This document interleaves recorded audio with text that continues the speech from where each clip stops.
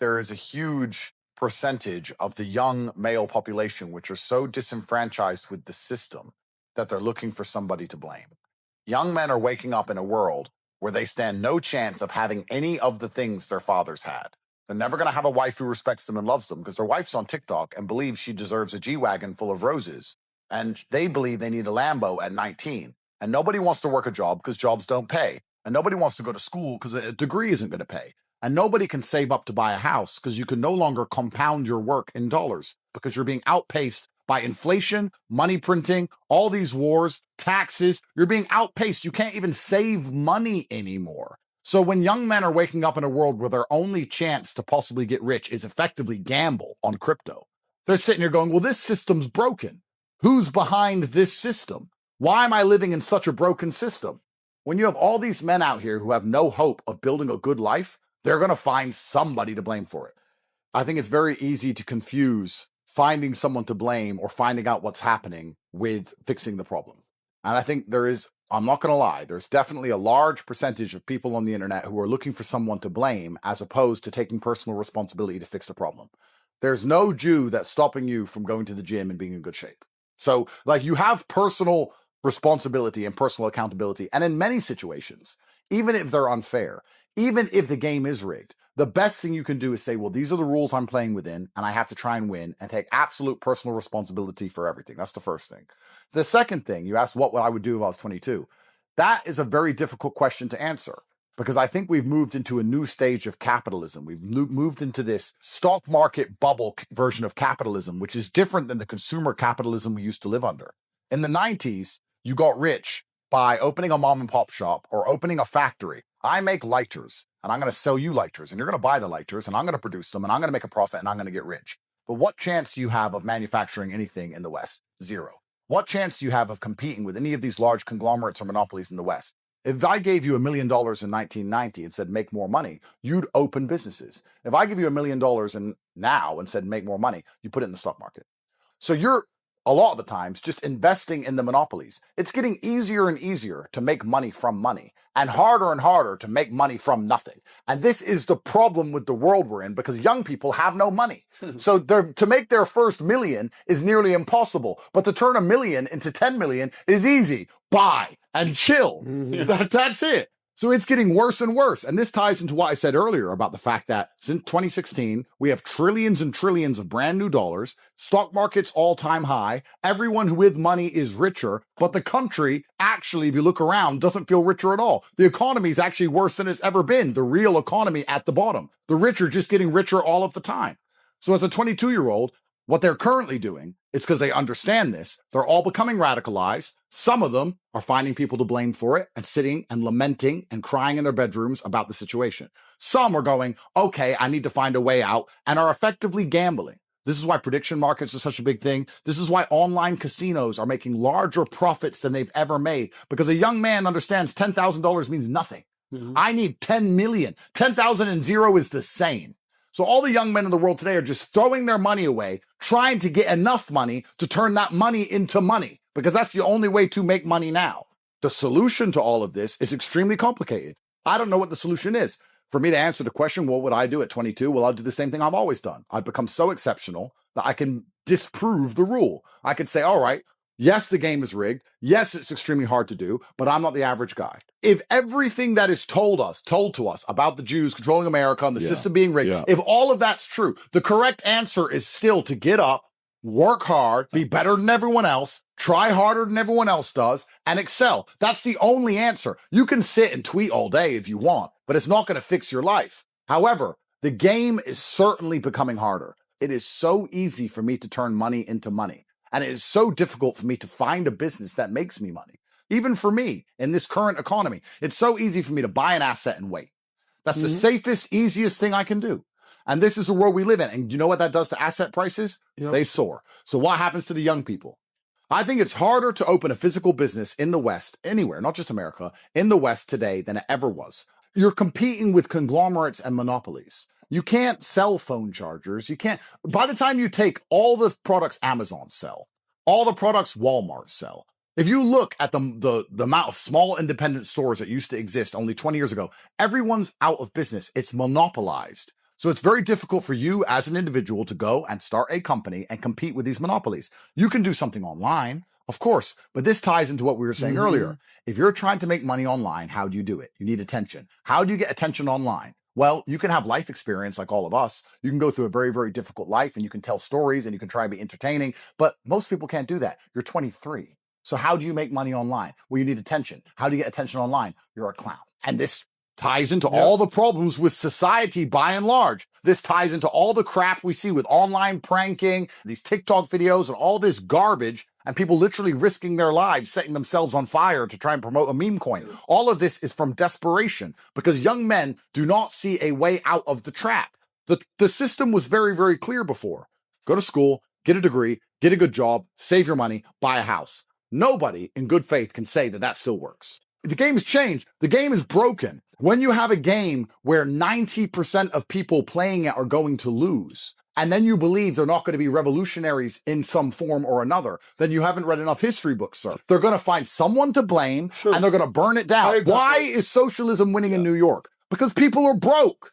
Why would I buy into capitalism? Everyone tells me socialism's so bad all the time. And Mom Dami's terrible. And I've read about the history. I've read about the communists. Everyone says socialism's bad. Well, I'm living in capitalism and I have no fucking health care. And I can't afford a house. So what do I have to lose at this point? You wonder why they keep winning even though their policies are bullshit? You wonder why they win even though they put the taxes up? Because young people are completely disenfranchised with this system because they are poor. On top of being poor, they're watching social media with people who are rich. Do you understand the envy this is creating? Do you understand that a young man can't even talk to a girl because he's not a millionaire? 19-year-old men are saying to me, girls don't talk to me because I have no money. So you're not supposed to have money. You're 19. You're supposed to just be charming and in good shape and have fun. Girls don't want that. Girls want money. The world is completely broken in the West now. If you have a whole bunch of young men who are never going to get a family, never going to have any money, never going to own a house, they're completely disenfranchised with the system they live within. If you read a history book, that ends one way. If we want to be capitalistic, and all of us are capitalists, we need to at least offer the young people a chance to play the game. We can't say capitalism's fantastic, communism's terrible, capitalism's the best, but you can't play. Because we've entered a new form of financialized capitalism where the easiest way for you to make money is to take money and turn it into money. You know, I'm not an economist, but if you take numbers on a screen and turn it into more numbers on a screen, there has to be someone's getting fucked there. It ain't me, but someone else somewhere along the line is getting wrecked for me to get more money because I turn my money into money without work. That is, you can say it's usury, you can say whatever it is. What I'm saying is the young man who's going to work every day, struggling to afford rent, living in a town which is getting more and more crime-ridden, and everyone else is on welfare, and everyone's frauding, everyone's stealing from the government, NGOs are stealing, no FBI raids on the Somali daycares. You're a young 20-year-old man. You're going to work every day. You're struggling to pay your bills. Somalis are getting billions from the government. You're told to continue to pay your taxes. Shut up. And like, how long do we think people are going to get fucked before they say, no, this is bullshit? Young men who do the right thing are not being rewarded for doing the right thing. And we think they're going to continue to do it because we've given them nothing. Even the most basic thing. Fuck giving them houses and money. Forget that. They can't even get a girlfriend, bro. The girls their age want men twice their age who are millionaires. These men are lonely. They are depressed. They see no way out. And this ends one way. To fix our society, by and large, to fix it, everybody needs to feel included within it. They need to feel like if I do the right thing for the society does the right thing for me. Yes, you can function on personal excellence. Yes, you can say I'm going to be better than everyone else. Yes, you can say I'm going to escape the matrix. It's true. But of course, not everybody can do that. The majority of people, if you look at their lives and you look at the positions and the opportunities that are afforded to them, they don't want to play anymore. And the only answer I've ever found, the solution, is to become an exceptional person. But when you build a society, the point I'm trying to make is not about me and my message and my views. I come from the absolute bottom. I grew up in Gary, Indiana, which was the murder capital of America at the time. And then I grew up in Luton, England, in a single household, single mother household. So I grew up in the worst possible scenarios, and I managed to pull it off, and I have a fantastic life, and I get to take care of everyone. That's true. But when you build a society, unfortunately, you do have to build for the mean. You have to build for the median. And if we have a society in which we are now saying the only way out is to not be average, then you're going to be outpaced and outvoted by all of the average people. It is very easy to sit and say, the world's unfair, the game's unfair, I'm going to make everything fair. Why do they get millions and millions of followers? Because there's always going to be more average people than exceptional people. We need to at least give average people a chance in the game of capitalism. How do we do that?